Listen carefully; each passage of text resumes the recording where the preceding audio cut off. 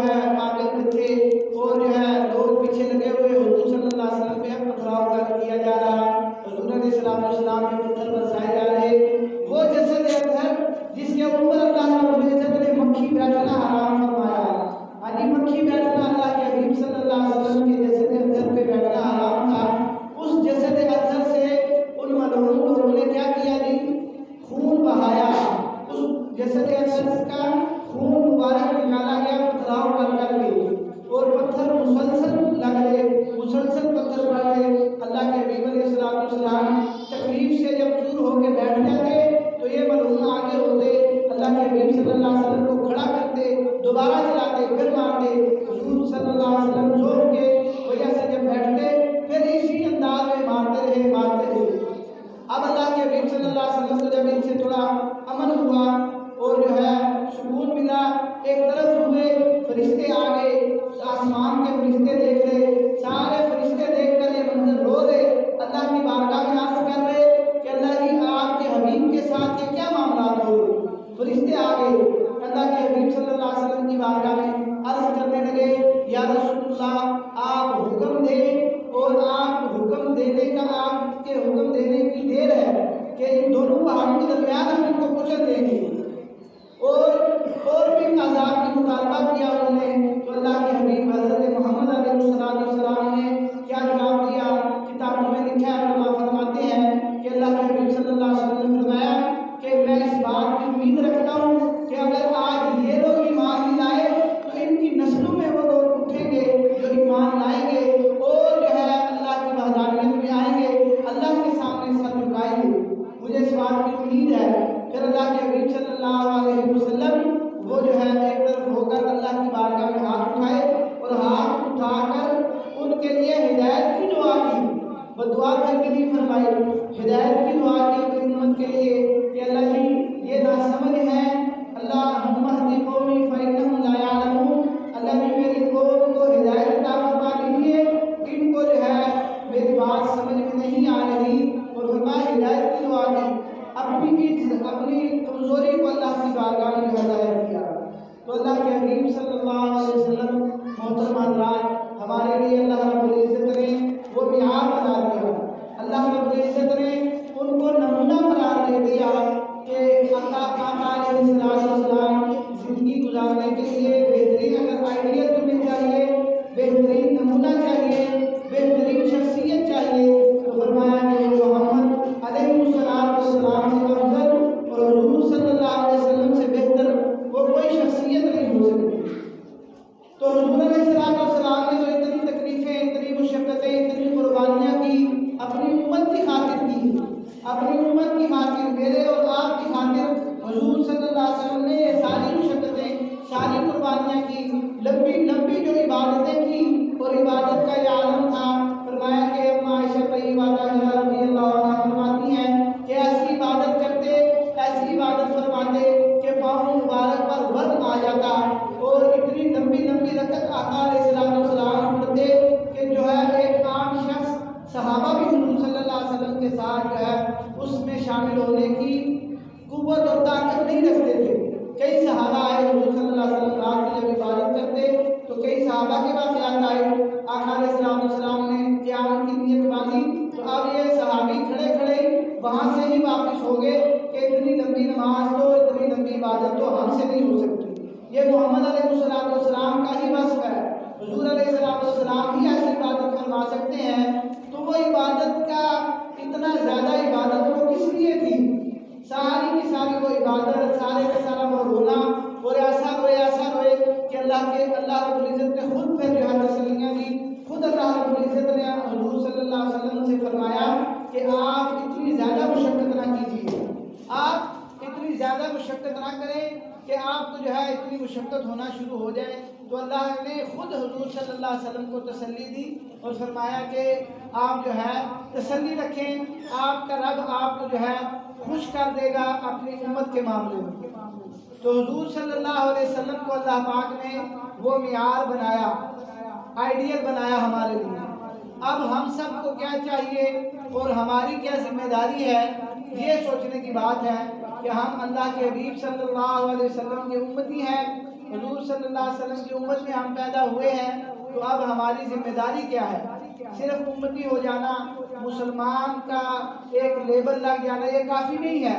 اس کے لیے حضور صلی اللہ علیہ وسلم کی جو مبارک طریقے ہیں، حضور صلی اللہ علیہ وسلم کے جو مبارک سنتیں ہیں، جن کو صحابہ اکرام رضوان اللہ علیہ مجمعین نے بڑی محنت کے ساتھ، بڑی قربانی کے ساتھ جو ہے امت تک پہنچایا ہے، اگلے آنوں تک جو ہے، اگلے آنے والے لوگوں تک صحابہ نے بڑی محنتیں کر کے حضور صلی اللہ علیہ وسلم کی ایک ایک حدیث، ایک ایک سنت کو، ایک ایک طریقے کو آگے پہنچایا۔ حضرت عمر بن خطاب رضی اللہ عنہ پہلے مسجد نبوی کے قریب رہا کرتے، پھر کسی وجہ سے جب مسجد نبوی سے دور ہوئے، مکان تھوڑا دور چلا گیا، دور مکان لے لیا، تو پھر انہوں نے ایک دوسرے صحابی کے ساتھ یہ بات طے کی کہ ایک دن آپ اللہ کے حبیب صلی اللہ علیہ وسلم کی مجلس میں جائیں گے اور حضور صلی اللہ علیہ وسلم کی جو باتیں ہیں سنیں گے اور مجھے آ کے بتائیں گے، اور ایک دن آپ یہاں رہیں گے اور میں جاؤں گا اور حضور صلی اللہ علیہ وسلم کی وہ باتیں سن کے آپ کو بتاؤں گا۔ تو دور بھی اگر ہوئے تو پھر بھی اللہ کے حبیب صلی اللہ علیہ وسلم کی بات کو حاصل کرنا، حضور صلی اللہ علیہ وسلم کی بات کو سننے کے ان کے اندر حرص تھا صحابہ کرام رضوان اللہ علیہم اجمعین۔ اور صحابہ ایسے تھے کہ اللہ کے حبیب صلی اللہ علیہ وسلم کی آج ہمارے اندر ایک جو فضا بنی ہوئی ہے امت مسلمہ کی اوپر، جو ایک زوال والی کیفیت یا جو ہے ہر جگہ دیکھا جاتا ہے، جو امت مسلمہ پہ ایک ظلم والی کیفیت یا پریشانی والی کیفیت جو بنی ہوئی ہے امت مسلمہ پر، اس کی ایک بنیادی اور بہت بڑی وجہ وہ حضور صلی اللہ علیہ وسلم کی سنتوں کو چھوڑنا ہے، اور حضور صلی اللہ علیہ وسلم کی جو سنتیں ہیں ان کو ہلکا سمجھنا ہے۔ آج ہمارے اندر غیروں کی تہذیب کا تاثر آیا ہوا ہے۔ آج حضور صلی اللہ علیہ وسلم کی ہم اپنی زبانوں سے تو کہتے ہیں، زبانوں سے کہتے ہیں کہ ہم حضرت محمد صلی اللہ علیہ وسلم کے امتی ہیں، ہم حضور صلی اللہ علیہ وسلم کے لیے اپنی جان تک بھی قربان کر دیں گے، اور کئی لوگ کرتے بھی ہیں، کئی لوگوں نے جانیں تک بھی قربان کر دی ہیں، لیکن ایک عمومی جو فضا ہے امت مسلمہ کے اندر کہ محض زبانی حد تک تو یہ بات ہم کہہ رہے، لیکن حضور صلی اللہ علیہ وسلم کی سنت کا جو تاثر ہے، حضور صلی اللہ علیہ وسلم کی سنت کی جو عظمت ہے وہ آج ہمارے دلوں میں نہیں ہے، کیونکہ دوسرے غیر اقوام کی جو طور طریق ہے ان کے جو ہے تاثر اور ان کا جو ہے بڑا پن ہمارے دلوں کے اندر آیا ہوا ہے، اور صحابہ کرام رضوان اللہ علیہم اجمعین، اور یہی ایک بہت بڑی وجہ ہماری ناکامی ہے، اور صحابہ کرام رضوان اللہ علیہم اجمعین کی کامیابی کی بہت بڑی وجہ یہ تھی کہ وہ حضور صلی اللہ علیہ وسلم کی ایک ایک سنت کو اپنی جان سے زیادہ قیمتی سمجھتے تھے۔ حضور صلی اللہ علیہ وسلم کی ایک ایک سنت کو کافروں کا جو مرکز ہوتا، کافروں کا جو گڑھ ہوتا، اس کے اندر زندہ کرنے کی وہ جو ہے ان کو طلب ہوتی، اور اس کو باتکلف وہ زندہ کرتے۔ حضرت عثمان بن عفان ذوالنورین رضی اللہ عنہ صلح حدیبیہ کے موقع پر جب مکہ تشریف لے گئے، اللہ کے حبیب صلی اللہ علیہ وسلم نے اپنا سفیر بنا کر بھیجا، تو وہاں یہ رات ان کا قیام رہا۔ اگلے دن جب مشرکین جو اور باقی سرداران تھے ان سے بات کرنے کے لیے گئے، ان کے ایک دوست تھے جو اس کے گھر میں ٹھہرے، جب اگلے دن وہاں جو مجلس لگنی تھی، جہاں بات ساری کرنی تھی، حضرت عثمان رضی اللہ عنہ جب وہاں تشریف لے جانے لگے تو جو ان کے ساتھی تھا وہ بھی غیر مسلم، وہ کہنے لگا کہ اے عثمان آپ اس طرح کریں، یہ جو آپ کا تہبد ہے، جو ازار ہے، اس کو آپ جو ہے تھوڑا سا نیچے کر لیں، اور حضور علیہ السلام کے ازار، نبی علیہ السلام کے تہبد مبارک، وہ احادیث میں آتا ہے، کتابوں میں لکھا ہے، اللہ کے حبیب علیہ السلام آدھی پنڈلی تک رکھا کرتے تھے،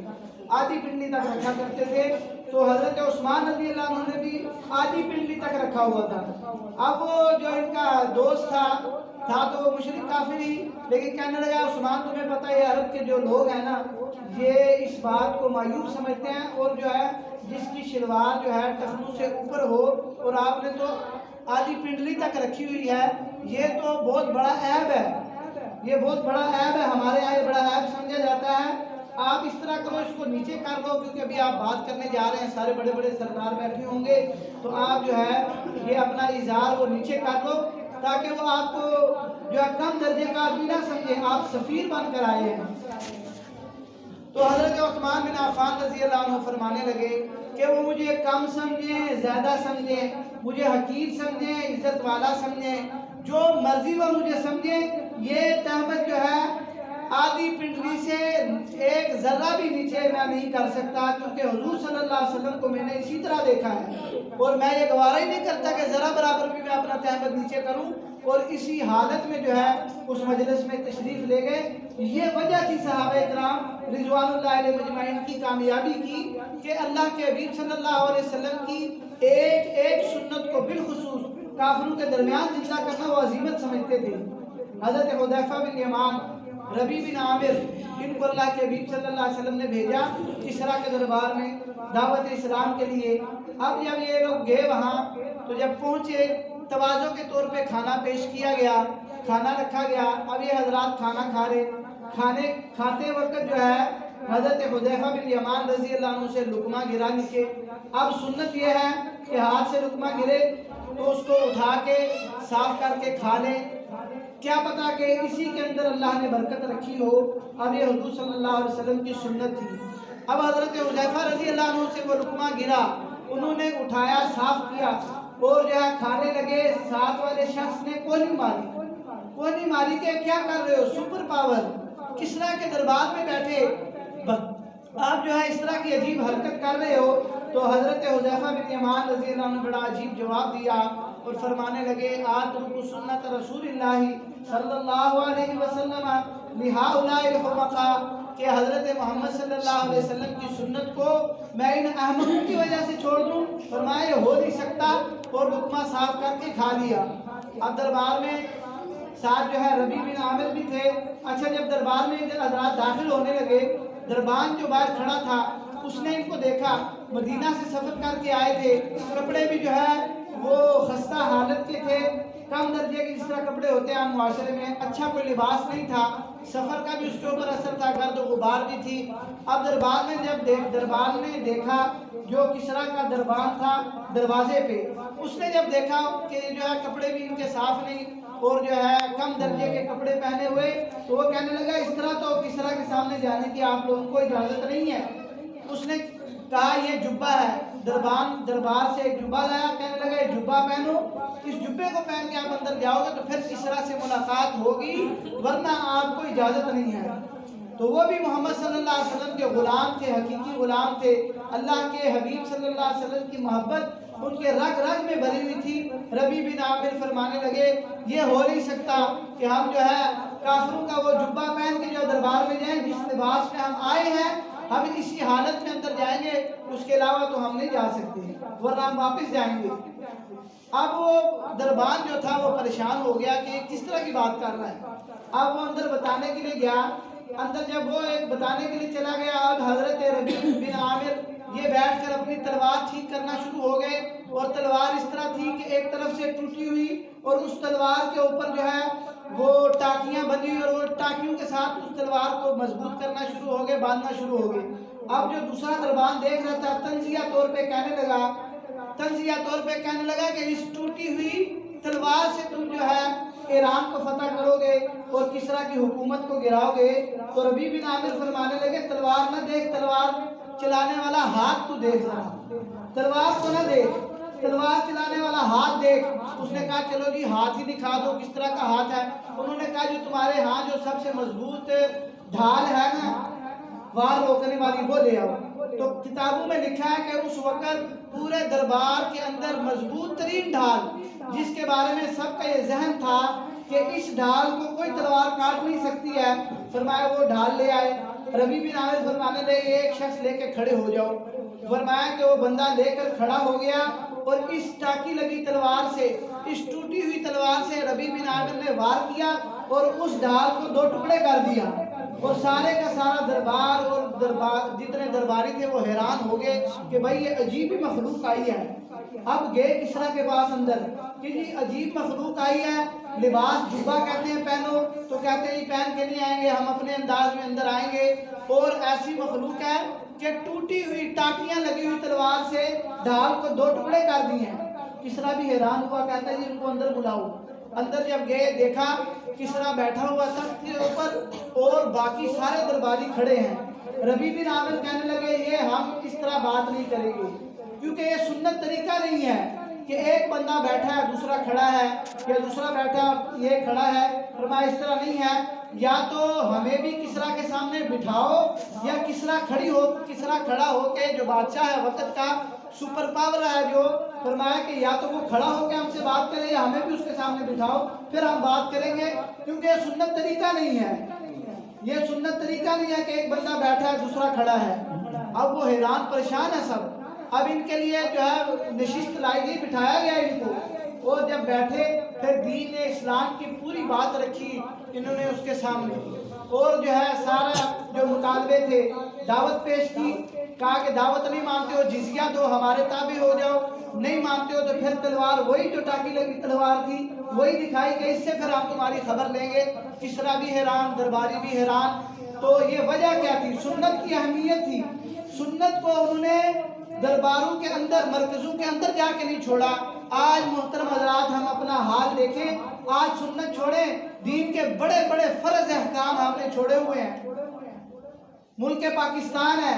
اور الحمدللہ ہر مسجد سے اذان کی آواز بلند ہوتی ہے۔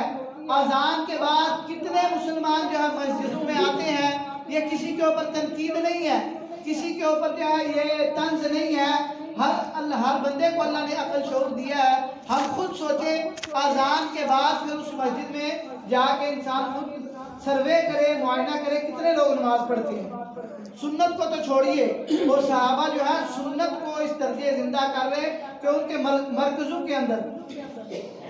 اب جو ہے جب ساری بات کی تو اس نے کہا جی ہم نہیں مانتے تمہاری اس بات کو، اور بڑے تکبرانہ انداز میں کہنے لگا ان کے سروں کے اوپر ٹوکرے کے اندر مٹی ڈالو اور ان کے سروں کے اوپر مٹی ڈال کے ان کو واپس نکال دو۔ اب وہ بھی حضور صلی اللہ علیہ وسلم کے غلام تھے، اللہ نے حکمت، بصیرت اور سمجھ بوجھ ان کو بہت اعلیٰ درجے کی دی تھی، اور صحابہ جیسے دین کو سمجھتے تھے، دنیا کے معاملات کو بھی بڑی باریک بینی سے سمجھتے تھے، سیاست کو بھی بڑی باریک بینی سے سمجھتے تھے۔ اب ٹوکرا لایا گیا، ربیع بن عامر وہ ٹوکرا لے کر مٹی کا نکلنے لگے اور کہنے لگے کسریٰ تو نے ایران کی مٹی بس اب ہمارے حوالے کر دی ہے۔ گویا مطلب یہ تھا کہ اب ایران فتح ہو گیا، اور جو ہے تیرا تو نے خود ہی مٹی ہمیں جو اپنے ہاتھوں میں دے دی۔ ویسے بھی وہ توہم پرست لوگ تھے۔ اب جب اس نے یہ بات سنی، اس نے پیچھے جو ہے دربان دوڑائی، بھائی اس کو پکڑو واپس لے آؤ۔ تو وہ حضور صلی اللہ علیہ وسلم کے غلام تھے، وہ کدھر جو ہے پکڑ میں آنے والے تھے، وہ مٹی لے کے پہنچ گئے، اور حضور صلی اللہ علیہ وسلم نے ان غلاموں کے اپنے جو ہے حضور صلی اللہ علیہ وسلم نے ان غلاموں کے سامنے ایک ارشاد فرما دیا تھا کہ اذا ہلک کسریٰ لا کسریٰ بعدہ، کہ ایک مرتبہ جب کسریٰ ہلاک ہو جائے گا تو پھر اس کا نام و نشان دوبارہ اٹھے گا ہی نہیں۔ تو اب ان غلاموں کے ذریعے حضور صلی اللہ علیہ وسلم کے جو غلام تھے، ان غلاموں کے ذریعے اللہ نے کسریٰ کو بھی گرایا، ایران بھی فتح ہوا، روم بھی، سارے اللہ پاک نے جو فتح کیے۔ وجہ پیچھے کیا تھی؟ انہوں نے سنت کو نہیں چھوڑا، حضور صلی اللہ علیہ وسلم کے ایک ایک طریقے کو، ایک ایک سنت کو جو ہے زندہ رکھا، اور ایسے اتباع کرنے والے تھے، ایسی اتباع آقا نامدار حضرت محمد علیہ السلام ایک مرتبہ خطبہ ارشاد فرما رہے، جیسے ہوتا ہے ہمارے ہاں بھی ابھی بھی ہوتا ہے جلسے جلوس، جب بڑا کوئی جلسہ ہو، رش جب زیادہ پڑ جائے نا تو جلسے کے کناروں پہ بعض بندے جو ہے کھڑے ہو جاتے ہیں، حالانکہ یہ جو ہے خلاف ادب چیز ہے، کیونکہ اس سے بیان کرنے والے کو بھی تشویش، آنے جانے والوں کو بھی تشویش ہوتی ہے۔ تو حضور علیہ السلام بیان فرما رہے، دیکھا کہ چند حضرات جو ہے وہ مسجد کے اطراف میں کھڑے ہیں، تو اللہ کے حبیب علیہ السلام نے جو مسجد کے اندر لوگ تھے ان سے فرمایا کہ بیٹھ جاؤ، اپنی جگہوں پہ بیٹھ جاؤ۔ تو باہر سے حضرت عبداللہ بن مسعود جلیل القدر صحابی وہ گزر رہے تھے، وہ آ رہے تھے مسجد کے اندر، ابھی سڑک پہ ہی تھے، باہر راستے پہ تھے۔ حضور صلی اللہ علیہ وسلم کی بات سنی کہ بیٹھ جاؤ، وہاں ہی راستے پہ بیٹھ گئے، ادھر ہی بیٹھ گئے۔ تو جب حضور علیہ السلام نماز سے فارغ ہوئے، ان کو بلایا اور پوچھا، میں نے تو جو اندر لوگ تھے ان سے یہ بات کی، تم نے کیوں جو ہے تم وہاں ہی بیٹھ گئے؟ تو عرض کرنے لگے، یا رسول اللہ میں نے یہ گوارا نہ کیا کہ آپ کی اس بات سننے کے بعد جو ہے اپنا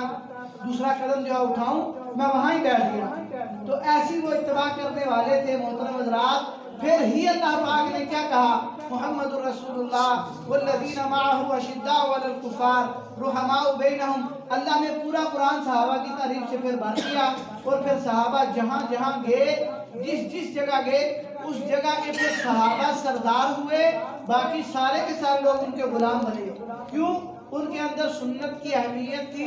سنت کا تاثر تھا، اللہ کے حبیب صلی اللہ علیہ وسلم کی فرمان کی، حضور علیہ السلام کے جو ہے ارشاد کی ان کے اندر جو ہے قدر تھی اور اہمیت تھی، اور وہ جو ہے اس اہمیت کو جانتے تھے۔ تو محترم حضرات آج جو ہم دیکھتے ہیں ہر جگہ پریشانی ہے، جس بندے سے ملے کروڑ پتی ہے، ارب پتی ہے، بھائی کیسے حالات چل رہے، موری صاحب دعا کرو، کوئی دم بتاؤ، حالات جو ہے کوئی مزہ نہیں ہے، مزہ نہیں آ رہا، اربوں خربوں کمارے مزہ نہیں آ رہا جی، پریشانی ہے، بیماری ہے، لڑائی جھگڑے ہیں، اور جو ہے طرح طرح کے معاملات پھنسے ہوئے ہیں، خاندانی معاملات ہیں، تو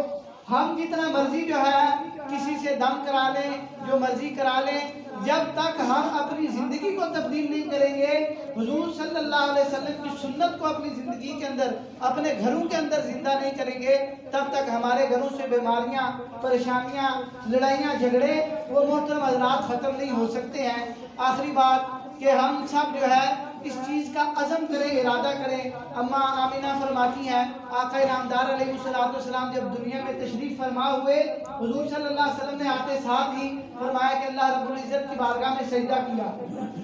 دنیا میں آتے ساتھ ہی پہلا عمل فرمایا، آتے ساتھ ہی اللہ کے حبیب صلی اللہ علیہ وسلم نے اللہ کی بارگاہ میں سجدہ کیا۔ حضرت علی کرم اللہ وجہ فرماتے ہیں آقا نامدار علیہ السلام سے کہا دنیا سے تشریف لے جانے کا وقت قریب، فرمایا لب مبارک ہل رہے، آواز پست تھی، فرمایا میں نے کان لگایا کہ حضور ارشاد کیا فرما رہے، فرمایا جب کان لگایا تو آقا علیہ السلام فرما رہے تھے الصلاۃ اتقوا اللہ فیما ملکت ایمانکم۔ پہلا عمل سجدہ کیا آتے ساتھ دنیا میں، آخری وصیت کیا کی، آخری وصیت حضور صلی اللہ علیہ وسلم نے کیا کی، فرماتے ہیں علی کرم اللہ وجہہ کہ فرمایا کہ اے میری امت نماز نہ چھوڑنا، اے میری امت نماز نہ چھوڑنا، اور اپنے غلاموں، اپنے نوکروں کے ساتھ اچھا سلوک کرنا۔ پہلا عمل سجدہ، آخری وصیت سجدے کی اللہ کے حبیب علیہ السلام کر کے گئے، اور آج اس عمل کو حضور صلی اللہ علیہ وسلم کا جو عمل تھا اور جو وصیت تھی، امت مسلمہ کی 95% لوگوں نے چھوڑا ہوا ہے، 95% لوگ نماز چھوڑ گئے۔ تو ہم جو ہے یہ عزم ارادہ کریں کہ اور تو چلو باقی جتنی بھی استحبابی سنتیں ہیں اور جو ہے جتنی بھی جو سنتیں ہیں ان کو تو زندہ کرنا بعد کی بات ہے، جو حضور صلی اللہ علیہ وسلم کا عمل ہے دنیا میں آنے کے ساتھ ہی حضور صلی اللہ علیہ وسلم کی آخری جو وصیت ہوتی ہے اہم ہوتی ہے، پھر آخری وصیت وہ حضرت محمد صلی اللہ علیہ وسلم کے وہ کتنی اہم ہوگی کہ ہم حضور صلی اللہ علیہ وسلم کی اس وصیت کو زندہ کریں،